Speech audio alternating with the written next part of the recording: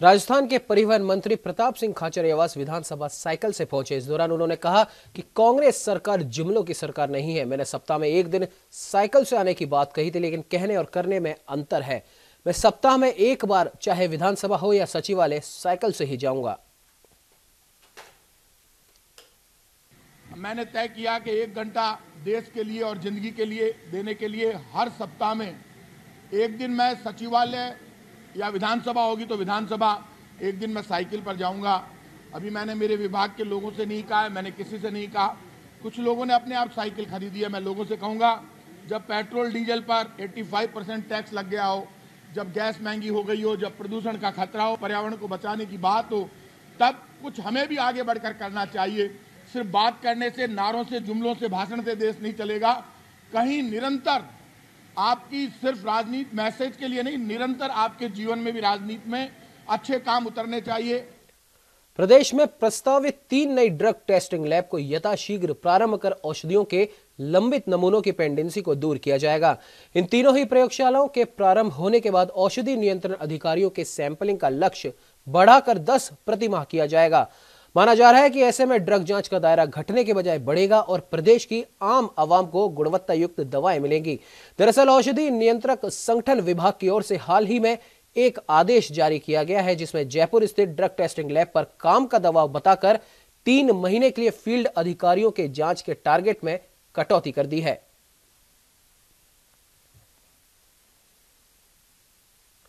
चिकित्सा एवं स्वास्थ्य राज्य मंत्री डॉक्टर सुभाष गर्ग भरतपुर के दौरे पर रहे। इस दौरान उन्होंने शहर के सर्किट हाउस में जन सुनवाई कर लोगों की शिकायतें सुनी, जिसमें लोगों ने डॉक्टर गर्ग के समक्ष पेयजल, विद्युत और खाद्य सुरक्षा में नाम जुड़वाने सहित कई परिवाद पेश किए।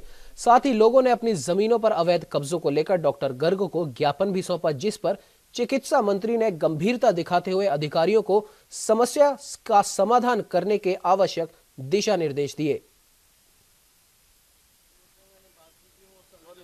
पट्टों के मामले हैं, कई बार फर्जीवाड़े कर दिए गए हैं। दूसरा सड़क निर्माण का मामला है। तीसरा CFCD को लेकर के जो इशू है उस पर हम आज एक बैठक भी करेंगे, उसकी भी बात है। चौथा एक अड्डा जो नगला है गांव, उसका रास्ते का मामला है, जो आर्मी के पॉइंट ऑफ व्यू से उसको भी मैं दौरा करने जा रहा हूँ कार्यस्थल, उसका स्थल का, कि वहाँ क्या स्थिति है, क्या इनको वैकल्पिक रास्ता हम बता सकते हैं। इसी तरह से नगला माना का मामला है, जो 60 साल से रास्ता नहीं है जाने का। इस चीज़ों को लेकर के कुछ इस तरह की चीज़ें हैं जिनको कि कुछ एक लेडी का BPL का मामला था, तो उसका राशन कार्ड नहीं है, वो सिंगल जो है महिला है, तो उसके लिए SDM साहब को भी निर्देश दिए हैं कि भाई इसको जल्दी करवा करके उसको सरकारी जो योजना है उनका लाभ मिल सके। अजमेर में पीसांगन उपखंड के जेठाना में पीसांगन से मांगलियावास की ओर जा रही निजी बस के जेठाना स्थित बारानी चेतना केंद्र के पास पलट जाने से बस के नीचे दबकर चालक की दर्दनाक मौत हो गई। हादसे की सूचना पर मौके पर पहुंची मांगलियावास पुलिस ने क्रेन की मदद से बस को सीधा करवाकर बस के नीचे दबे चालक के शव को बाहर निकलवाया। पुलिस ने शव परिजनों के सुपुर्द कर मामले की जांच शुरू कर दी है। फोन आया था कि भाई अपने AVVNL जेठाना के पास में वहाँ पे कोई एक्सीडेंट हो गया है, बस पलटी खा गई है। तो मौके पर पूछे, डेड बॉडी निकलवाई, नीचे दबी हुई थी। फिर डेड बॉडी निकलवा के फिर आपको पीसांगन CHC के लिए घर में रखने के लिए जवान के साथ रवाना किया। बूंदी में आज पंचायत सहायक कर्मचारी और विद्यार्थी मित्रों ने मुख्यमंत्री के नाम जिला कलेक्टर को ज्ञापन सौंपा। कर्मचारियों का कहना है कि राजस्थान की पूर्व भाजपा सरकार ने हम विद्यार्थी मित्रों का पंचायत सहायक कर्मचारियों को परमानेंट करने का वादा किया था, लेकिन सरकार ने अपना वादा नहीं निभाया और हमारे साथ सौतेला व्यवहार किया। सहायक संघ के बैनर तले आज प्रदेश व्यापी आह्वान के तहत 33 जिलों से आज हमारी प्रदेश कार्यकारिणी के निर्देशानुसार ज्ञापन का कार्यक्रम रखा। हम जिला स्तर से भी आज मुख्यमंत्री महोदय के नाम आज ज्ञापन देने आए हैं। हमारी लंबित मांग पिछले 10 सालों से हम संघर्ष कर रहे हैं। पिछली सरकारों ने हमें वादा किया था, इस सरकार ने भी हमसे चुनावी घोषणा पत्र में नियमित करने का वादा किया है। सरकार को हम यही याद दिलाने के लिए, ध्यान आकर्षित करने के लिए आज पूरे प्रदेश भर में आज ये ज्ञापन है। आज जिला मुख्यालय से हम ज्ञापन दे रहे हैं कि हमें लोकसभा चुनाव से पहले हमारा जो नियमित करने की जो मांग है, वो मांग लोकसभा चुनाव से पहले सरकार एन के प्रकार किसी भी तरीके से करे। किस पद पर? पंचायत सहायक पद और पूर्व में जो सरकार ने हमसे वादा किया था वो एक हमारी भर्ती अटकी हुई है। कैसे भी करें, हम तो सरकार से एक मांग कर रहे हैं कि हमें कैसे भी करके हमारा जो हक है, हमारे जो नियमित करने की जो हमारी मांग है, हमें नियमित कर्मचारी का एक दर्जा दे। ने निश्चित किया है कि ज्ञापन दिया जाए मुख्यमंत्री के नाम पे, इसलिए आज हम यहाँ जिला स्तर पर ज्ञापन देने के लिए आए हैं और हमारी मुख्य मांग यही है कि नियमितीकरण किया जाए और सम्मानजनक मानदेय दिया जाए, जो अटकी हुई भर्ती है उसको कंप्लीट किया जाए। पाली में बांडी नदी और खेतों में आबू रोड से लाकर लगातार डाले जा रहे रासायनिक पानी को लेकर उद्यमियों ने जिला कलेक्टर और पुलिस अधीक्षक को ज्ञापन देकर सख्त कार्रवाई करने की मांग की। उद्यमियों ने ज्ञापन में कहा कि आबू रोड से लगातार कई टैंकर रोजाना बांडी नदी व आसपास के खेतों में रासायनिक पानी डाल रहे हैं, जिससे नदी के साथ नेहड़ा बांध पर भी इसका दुष्प्रभाव पड़ रहा है।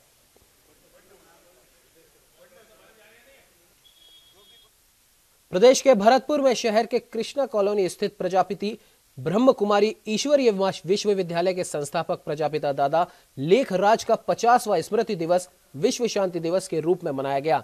विश्वविद्यालय पर उपस्थित लोग सुबह 6 से 9 बजे तक राजयोग ध्यान की स्थिति में रहे।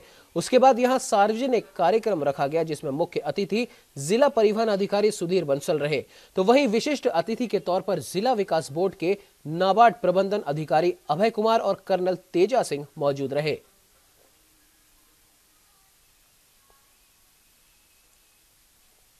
ब्रह्मा कुमारी ईश्वरीय विश्वविद्यालय में 9:30 से 10:30 तक एक सार्वजनिक कार्यक्रम का आयोजन रहा, जिसमें डीटीओ डिस्ट्रिक्ट ट्रांसपोर्ट ऑफिसर मुख्य अतिथि के रूप में रहे और कर्नल तेजा सिंह विशिष्ट अतिथि के रूप में, भ्राता अभय कुमार डेवलपमेंट ऑफिसर नवाड़ विशिष्ट अतिथि के रूप में रहे। इस प्रकार से 9:30 से 10:30 तक की कार्यक्रम चला। मुख्य वक्ता के रूप में भ्राता ब्रह्मा कुमार अमर सिंह एडवोकेट ने प्रजापिता ब्रह्मा बाबा के व्यक्तित्व और कृतित्व पर प्रकाश डाला। राजधानी जयपुर की भट्टा बस्ती थाना पुलिस ने राहगीरों से मोबाइल लूटने वाले गिरोह का पर्दाफाश किया है। पुलिस ने गिरोह के 2 शातिर बदमाशों को गिरफ्तार कर लिया। पुलिस की गिरफ्त में आए आरोपी तौसीफ और आदिल हैं। पुलिस ने आरोपियों के कब्जे से एक वाहन भी बरामद किया है। सब इंस्पेक्टर भीम सिंह विश्नोई ने बताया कि गिरफ्तार दोनों आरोपी भट्टा बस्ती इलाके में रहते हैं और दोनों ने बीते दिनों लूट की वारदात को अंजाम दिया था। फिलहाल दोनों ही आरोपी पुलिस की गिरफ्त में हैं और उनसे पूछताछ जारी है। 3 आदमियों ने मिलकर रामदास सैनी नाम के व्यक्ति से पीएनटी क्वार्टर के पास मोबाइल छीना मोटरसाइकिल। इसमें हमने एक आदमी को उसी दिन गिरफ्तार करके मोबाइल बरामद कर लिया था।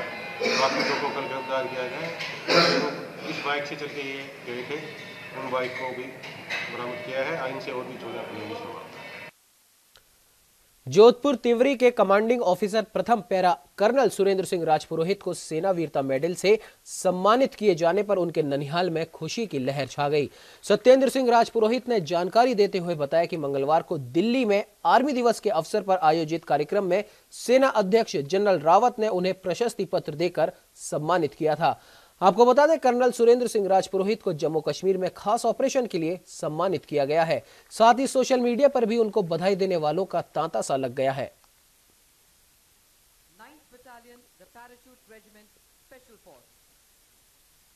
राज्य सरकार प्रदेश की जनता को एक बड़ी सौगात देने जा रही है, जिसके लिए सरकार ने तैयारियां पूरी कर ली है। मैं आपको बता दें कि सूबे में अस्पताल और यहां की लाचार व्यवस्था को देखते हुए त्रिवेंद्र सिंह रावत ने सत्ता संभालते ही जनता को एयर एम्बुलेंस की घोषणा की थी, लेकिन लगभग 2 साल होने के आए और अभी तक ये सुविधा जनता को नहीं मिली, जो अब मिलने जा रही है। एक तरफ जहां बीजेपी इसे अपनी प्रमुख घोषणाओं और उपलब्धियों से जोड़कर देख रही है और मान रही है, तो वहीं दूसरी तरफ कांग्रेस ने एयर एम्बुलेंस की सौगात पर ही सवाल खड़े कर दिए हैं और इस सौगात को केवल चुनावी जुमला ठहरा दिया है। ये 15 लाख खाते में आने जैसा एयर एम्बुलेंस भी जुमला है। पिछले 2 बजट भाषणों से हम लगातार इस एयर एम्बुलेंस की बात को हम बजट भाषणों में सुन रहे हैं।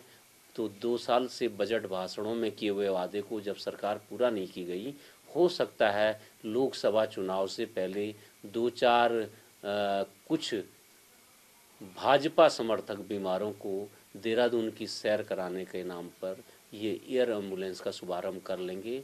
लेकिन मेरा ये मानना है कि जब तक कि दूर दराज के क्षेत्र में कि बीमार को स्वास्थ्य संबंधी उसकी चिकित्सा संबंधी गारंटी नहीं दी जा सकती जाती है, तब तक कि एयर एम्बुलेंस भी एक जुमला ही रहेगा। देखिए, राज्य सरकार अपने वित्तीय प्रबंधन के माध्यम से, अपने संसाधनों के माध्यम से और भारत सरकार से जो समय समय पर मिलने वाली वित्तीय सेवाएं हैं, उनके आधार पर इन सारे खर्चों का वहन करेगी। विकासनगर विधानसभा क्षेत्र में लोक निर्माण द्वारा हुए घोटाले के मामले को लेकर जनसंघर्ष मोर्चा के अध्यक्ष रघुनाथ नेगी मीडिया से रूबरू हुए। इस दौरान रघुनाथ ने कहा कि 2018 में लोक निर्माण विभाग देहरादून ने 8 कार्यों के लिए टेंडर आमंत्रित किए थे, जिसमें सबसे बड़ा घोटाला अधिकारी और ठेकेदारों और समाचार पत्र ने मिलकर 0.6 बिलों के रेट पर 2 करोड़ 6 लाख के टेंडर स्वीकृत कर दिए। इसमें 0.06 के आधार पर सिर्फ 12,000 का अंतर है।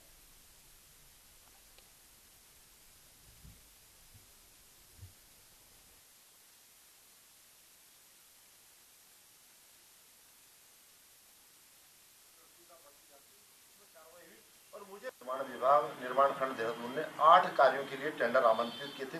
इसमें सबसे बड़ा घोटाला यह था कि उन्होंने मिलकर के समाचार पत्र से मिलकर के ठेकेदारों के माध्यम और जो अधिकारी हैं वहाँ तमाम उस समय मौजूद थे, उन्होंने एक बहुत बड़े कॉकस के रूप में वो सारी की सारी जो विज्ञापित की थी, अखबार को भी अपने पक्ष में कर लिया था और उन्होंने मात्र 0.06 बिलो रेट पे ये सारे के सारे टेंडर 2 करोड़ 6 लाख के स्वीकृत कर दिए थे। मात्र 12,000 का इसमें अंतर है, आप समझ सकते हैं 0.06% के आधार पे। तो इसमें हमने जांच की मांग की थी। हमारे जनसंघर्ष मोर्चा के जिला मीडिया प्रभारी प्रवीण शर्मा पिनी, इन्होंने सूचना आयोग में इस बात को दस्तक दी थी और उन्हीं के निर्देश पे ये जांच हुई। फिर मैंने मुख्य सचिव से भी आग्रह किया 2-3 बार, तब जाकर के ये जांच हुई और इस जांच में उन लोगों के खिलाफ कार्रवाई के लिए मुझे बड़ी खुशी इस बात की कि मुख्यमंत्री जो इस डिपार्टमेंट के मुखिया हैं, उनके पास जो है PWD का प्रभार भी है, उन्होंने इसमें अपना अनुमोदन दे दिया है, जांच के लिए हरी झंडी दे दी। अब निश्चित तौर पे जो अधिकारी हैं उनका जेल जाना तय है।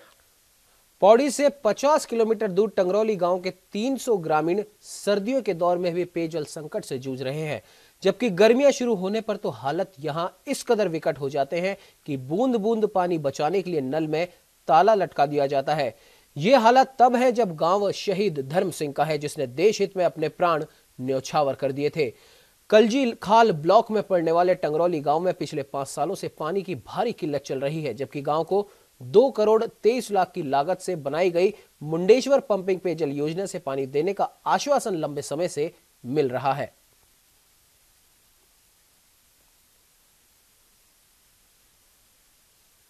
रुद्रपुर के रामपुरा में शिव मंदिर के एक कमरे में आग लगने से एक युवक की मौत हो गई।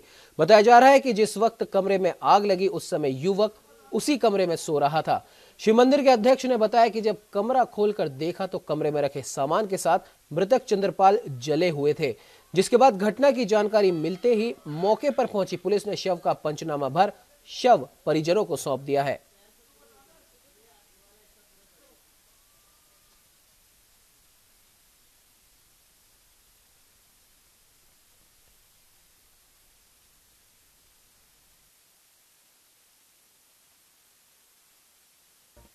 यूपी के महाराजगंज में योगी सरकार के फरमानों की धज्जियां उड़ाई जा रही हैं। महाराजगंज के नौतनवा ब्लॉक के रामनगर ग्राम सभा के माध्यमिक और प्राथमिक विद्यालय में शिक्षक दोपहर 1 बजे ही विद्यालय बंद कर रवाना हो जाते हैं। विद्यालय आशा सहयोगिनी और ANM के सहारे छोड़कर चले जाते हैं, जबकि योगी सरकार ने शिक्षा को बढ़ावा देने के लिए शिक्षा पर ही करोड़ों रुपए खर्च किए हैं।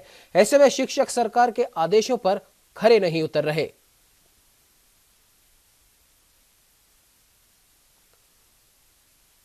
लोकसभा चुनाव से पहले बीजेपी हो या कांग्रेस, दोनों ही पार्टियों के बड़े नेता जमीनी स्तर पर कार्यकर्ताओं को एकजुट करने में जुट गए हैं। इसी सिलसिले में श्रीनगर पहुंचे पूर्व मुख्यमंत्री हरीश रावत ने पार्टी कार्यकर्ताओं की बैठक ली।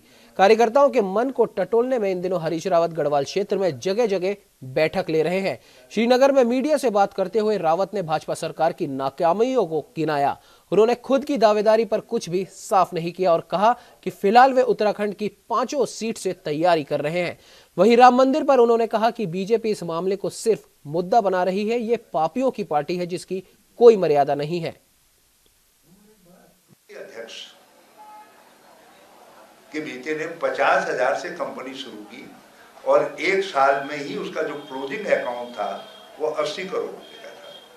50,000 से शुरू की कंपनी और क्लोजिंग अकाउंट 80 करोड़ का था 1 साल का। मतलब इतनी रैपिड ग्रोथ अंबानी की भी नहीं हुई जितनी रैपिड ग्रोथ जो है अमित शाह के बेटे की।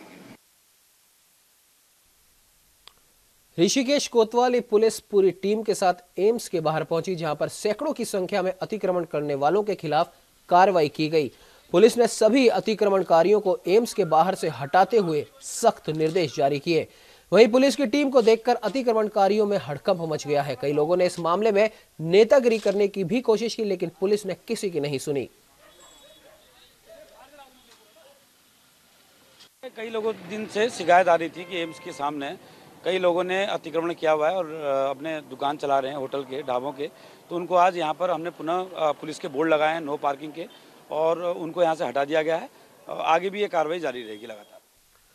ऋषिकेश में केंद्रीय स्वास्थ्य मंत्रालय द्वारा हाल ही में शुरू गई कायाकल्प योजना के तहत टीम ने ऋषिकेश राजकीय चिकित्सालय का दौरा किया, जहां उन्होंने ऋषिकेश के राजकीय चिकित्सालय में कई खामियां पाई गईं। कायाकल्प योजना के तहत एक डॉक्टर और 2 सहयोगियों के साथ एक स्वयंसेवी संस्था, एक कार्यकर्ता की टीम राजकीय चिकित्सालय ऋषिकेश पहुंची और वहां पर पाई गई कमियों के बारे में अस्पताल प्रशासन को